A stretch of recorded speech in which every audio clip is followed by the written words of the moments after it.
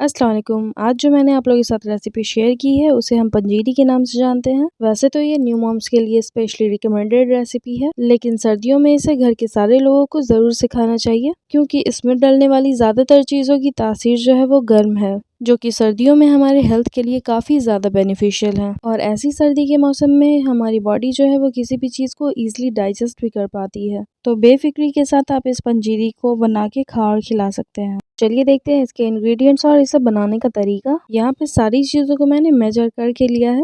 यहाँ पे 200 ग्राम सूजी है जिसे मैंने घी में हल्का सा कलर चेंज होने तक भून लिया था। ये है 50 ग्राम फ्लैक्स सीड जिसे हम तीसी या अलसी भी बोलते हैं। इसे भी 1.5 से 2 मिनट के लिए मैंने घी में भून लिया था।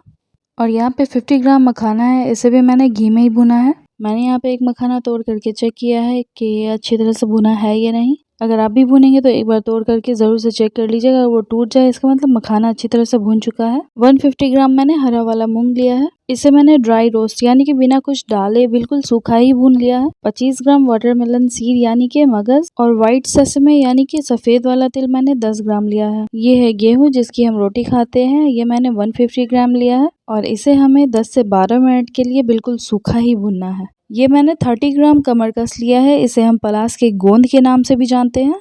ये हमारी न्यूट्रिशनल पंजीरी के लिए बहुत ही ज़्यादा ज़रूरी है, तो इसे आप ज़रूर से डालिएगा। 25 ग्राम सौंफ और ये है 100 ग्राम गोंद जिसे हम गोंद के लड्डू में भी डालते हैं। हमने इसमें 2 तरीके का गोंद डाला है, एक ये और एक कमरकस। ये है ड्राई फ्रूट्स। अखरोट मैंने 50 ग्राम लिया है, 30 ग्राम किशमिश, 170 ग्राम बादाम, 70 ग्राम काजू और 50 ग्राम पिस्ता। ड्राई फ्रूट्स आपको जो भी पसंद हो आप अपने मन के मुताबिक ऐड ऑन कर सकते हैं। ये है सौंठ पाउडर यानी कि सूखे हुए अदरक का पाउडर। पंजीरी बनाने के लिए हमें इन सारी चीज़ों की ज़रूरत है, तो चलिए अब बनाना शुरू करते हैं। कढ़ाई गर्म करने के बाद मैंने इसमें 2 चम्मच घर के दूध से बना हुआ घी डाला है। आप चाहें तो देसी घी का भी इस्तेमाल कर सकते हैं। मीडियम टू हाई फ्लेम पे हमारा घी जैसे ही गर्म हो जाएगा तो हम इसके अंदर सारे अपने ड्राई फ्रूट्स डाल देंगे और 7 से 8 मिनट हमें इसे लगातार चलाते हुए भूनना है ताकि ये इवनली फ्राई हो जाए और कहीं से भी जले नहीं। ड्राई फ्रूट्स हमारा फ्राई हो चुका है तो हम इसे निकाल लेंगे और जो बचा हुआ घी है इसमें उसी में अब हम अपने किशमिश को भी डाल के फ्राई कर लेंगे। किशमिश हमारी जैसे ही फूल के गोल हो जाएगी हमें इसे निकाल लेना है। किशमिश को हम सारे ड्राई फ्रूट्स के साथ डाल के कभी भी फ्राई नहीं करेंगे क्योंकि बाकी सारे ड्राई फ्रूट्स को फ्राई होने में वक्त लगता है और किशमिश जल्दी फ्राई हो जाती है तो ये जल भी सकती है। 100 ग्राम मैंने डेसिकेटेड कोकोनट यानी कि नारियल का बुरादा लिया है, इसे भी हम घी में लगातार चलाते हुए तब तक के लिए भुनेंगे जब तक कि ये लाइट गोल्डन ब्राउन कलर का नहीं हो जाए। लगातार चलाते हुए इसे बहुत ही एहतियात के साथ भुनना होता है, वरना आप जैसे ही इसे छोड़ेंगे फ़ौरन से जल जाएगा और हमारी पंजीरी में इसका टेस्ट कड़वा आने लगेगा।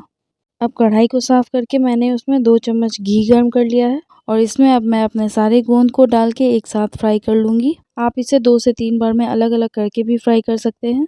घी में डालने के बाद हमें इसे फ़ौरन से चलाना है वरना ये आपस में चिपक के गट्टे जैसा बन जाएगा। गोंद हमारा जैसे ही भुन जाता है तो बिल्कुल मोतियों जैसा हो जाता है, तो आप इसे तोड़ करके एक बार ज़रूर से चेक कीजिएगा कि ये ऊपर के साथ-साथ अंदर से भी क्रंची सा हुआ है या नहीं। अब फिर से कढ़ाई में मैंने 1.5 चम्मच के करीबन घी डाला है। घी के गर्म होते ही हम अपना दूसरा वाला गोंद यानी कि कमरकस भी डाल करके इसे फ्राई कर लेंगे। बिल्कुल चलाते हुए ही फ्राई करेंगे हम इसे, जैसे हमने पहले वाले गोंद को फ्राई किया था। इसे फ्राई करते वक्त भी आपको एक चीज़ का एहतियात रखना पड़ेगा कि ज़्यादा घी डाल करके आपको इसे फ्राई नहीं करना है, वरना बाद में आपको इसे निकालने में बहुत मुश्किल होगी क्योंकि ये काफ़ी छोटे-छोटे साइज़ के होते हैं। नेक्स्ट प्रोसेस में मैंने गेहूँ को ग्राइंड कर लिया है जिसे मैंने पहले ही ड्राई रोस्ट करके रखा था। अब इस गेहूं के आटे को भी हम दोबारा से घी में डाल करके भुनेंगे।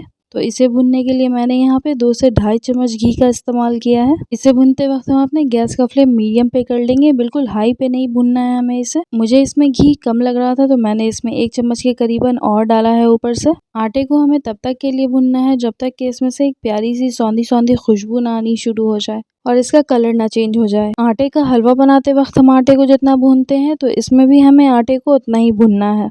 यहाँ पे मैंने एक गहरा और बड़े साइज़ का वेसल लिया है जिसमें अब हम अपनी सारी चीज़ों को आपस में मिक्स करेंगे। तो सबसे पहले मैंने इसमें अपने भुने हुए आटे को डाला है, फिर मैंने इसमें पिसा हुआ अलसी डाला है जिसे मैंने पहले ही घी में भून लिया था, फिर मैंने मखाने को हल्का दरदरा पीस करके डाला है। ये है हरा मूंग जिसे मैंने सूखा भुना था, इसे हमें बिल्कुल बारीक पीसना है, बिल्कुल पाउडर जैसा। ये है भुना हुआ नारियल पाउडर और ये सूजी है जिसे हमने पहले ही से भून के रखा था। और ये है सारे fried dry fruits. Dry fruits को मैंने इतना ज़्यादा दरदरा रखा है कि आपको इसके कुछ टुकड़े साबुत भी दिखते होंगे। ड्राई फ्रूट्स मैंने एक साथ ही पीस लिया है। अगर आपकी मर्जी हो तो आप इसे अलग अलग भी पीस सकते हैं, या फिर कुछ ड्राई फ्रूट्स को आप सिर्फ घी में फ्राई करके डायरेक्टली भी डाल सकते हैं। ये टोटली आपके ऊपर है कि आप इसे किस तरह से खाना पसंद करते हैं। अब मैंने इसमें डाला है वाटरमेलन सीड यानी कि तरबूज के बीज और सफ़ेद वाला तिल। ये है सौंफ, मैंने इसे डायरेक्टली डाला है, आप चाहें तो इसका पाउडर बना के भी डाल सकते हैं। और ये है हमारे दोनों गोंद जिसे हमें हाथों से ही कूट के डालना है। ग्राइंड करने की गलती बिल्कुल भी मत कीजिएगा वरना ये आपस में चिपक जाएंगे। 1 चम्मच भर के मैंने इसमें डाला है सौंठ का पाउडर यानी कि सूखे हुए अदरक का पाउडर। और इसकी मिठास के लिए मैंने इसमें डाला है ग्रेटेड जैगरी यानी कि गुड़। अगर आपके पास जैगरी पाउडर हो तो वो डाल लीजिएगा, लेकिन चीनी का इस्तेमाल हमें इसमें बिल्कुल भी नहीं करना है। अगर आप इसके लड्डू खाना चाहते हैं तो इस पॉइंट पे आप गुड़ की जगह गुड़ की चाशनी बना के डाल लीजिएगा। अब इसे हमें अपने दोनों हाथों से मिला लेना है। थोड़ी थोड़ी चीज़ें डालने से ही इसकी क्वांटिटी काफ़ी ज़्यादा हो जाती है, तो ये चम्मच से बिल्कुल भी मिक्स नहीं हो पाएगा। थोड़ा वक्त लगेगा इसे मिलाने में, लेकिन हाथों से मिक्स कीजिएगा तो ये ज़्यादा अच्छी तरह से मिक्स होगा। और यहाँ पे हमारी बिल्कुल ऑथेंटिक पंजीरी बन करके तैयार हो चुकी है। इसे आप एयर टाइट कंटेनर जार में 2-3 महीने के लिए स्टोर करके भी आराम से खा सकते हैं। इसे आप डायरेक्टली सुबह शाम या फिर दूध में भी 5-6 चम्मच डाल करके खा सकते हैं।